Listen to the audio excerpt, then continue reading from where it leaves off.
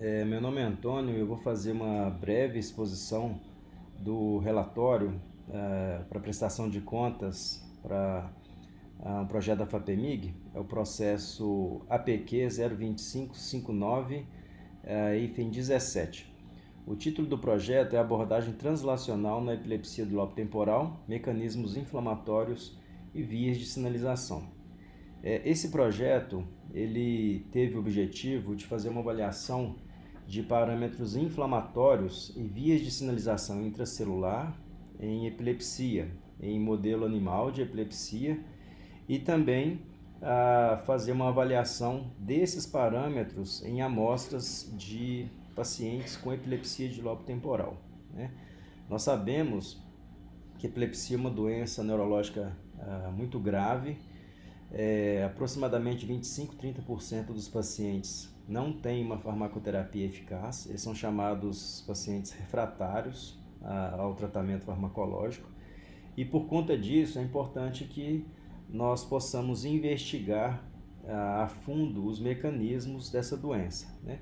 E recentemente têm sido apresentadas várias evidências de que processos inflamatórios, tanto periféricos, fora do sistema nervoso central, quanto dentro do sistema nervoso central, que eles podem contribuir para a doença de alguma forma, seja iniciando a doença ou seja mantendo a doença, né? Contribuindo para a progressão da doença. Inicialmente nós já temos trabalhado nessa área um pouco, mas especificamente nesse projeto, inicialmente nós fizemos uma avaliação de vias intracelulares que são importantes na epilepsia. Nós inicialmente nós já havíamos demonstrado, na verdade, que uma via de sinalização chamada fosfatidil-inositol 3 quinase, né, PI3K, e alvo da rapamicina, alvo mecanístico da rapamicina, né, mTOR, assim como a proteína quinase B, que eles poderiam estar envolvidos nas crises em modelo animal de pilocarpina. E depois nós mostramos que essa via estaria envolvida ela seria modulada pelo canabidiol, que é um antiepilético aprovado recentemente, na verdade nem tão recentemente assim, mas ele é aprovado para epilepsias na síndrome, que é a síndrome de Dravet, né, um tipo de epilepsia infantil, síndrome de Lennox-Gastaut e também epilepsias que acontecem no complexo da esclerose tuberosa, né? Nós demonstramos nesse projeto aqui, de novo, por meio de outro modelo animal, que de fato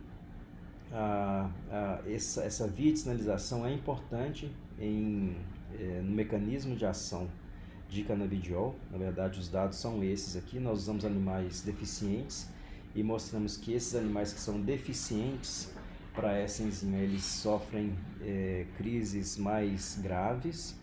Nós demonstramos também que o estímulo convulsivo, né, o estímulo epilético, ele também induz um processo inflamatório no cérebro dos animais, né? Então isso aqui pode ser observado no relatório. Eu estou usando esse relatório aqui como base para essa apresentação, porque o relatório vai ficar disponível na FAPEMIG. Então nós observamos alteração em vários mediadores inflamatórios. Uma segunda parte do projeto, né, nós fizemos avaliação com amostras de pacientes com epilepsia, né? Então inicialmente nós observamos que os pacientes com epilepsia têm uma alteração na expressão de receptores nas suas células imunológicas. Eles têm alteração na expressão de receptores de dopamina e serotonina. Esses dados foram publicados. Depois nós fizemos um outro tipo de avaliação, que foi para ver o quão diferente essas células desses pacientes respondem a estímulos inflamatórios. Porque uma coisa é o receptor está expresso de uma maneira diferente nas células desses pacientes. Outra coisa é se essas células respondem de maneira diferente aos estímulos inflamatórios, né? E nós observamos, né, também, esse artigo também foi publicado, que essas células desses pacientes, elas possuem uma série de alterações na sua, em termos de resposta ao estímulo inflamatório. Então, nós inibimos algumas vias intracelulares e vimos que essas células respondem de maneira diferente. Então, essas células, por algum motivo, elas são diferentes das células de pessoas que não têm epilepsia de lobo temporal. Nós não sabemos exatamente o que isso significa, né? Porque não tem como a gente saber nesse momento o que uma via de sinalização alterada numa célula imunológica de um paciente com epilepsia de lobo temporal pode causar, né? Talvez tenha a ver com com a resposta a fármacos, talvez tenha a ver, ou seja, se a pessoa responde bem ou mal, talvez tenha a ver com a progressão da doença ou com a regulação da doença, isso nós não sabemos, né? Mas acreditamos que esses dados sejam importantes para que a gente possa entender cada vez mais a epilepsia de lobo temporal, e assim como outras epilepsias também. Bom, e por fim, nós fizemos mais avaliações, tanto no sangue desses pacientes, quanto em cérebros, e em tecido cerebral de hipocampo, e nós observamos novamente uma série de alterações nesses mediadores inflamatórios e vias de sinalização intracelulares, né? Aqui nós temos, por exemplo, os níveis plasmáticos de moléculas inflamatórias como interleucina 1, interleucina 18, interleucina 6, fator de necrose tumoral, todas estão alteradas em pacientes com epilepsia de lobo temporal, né?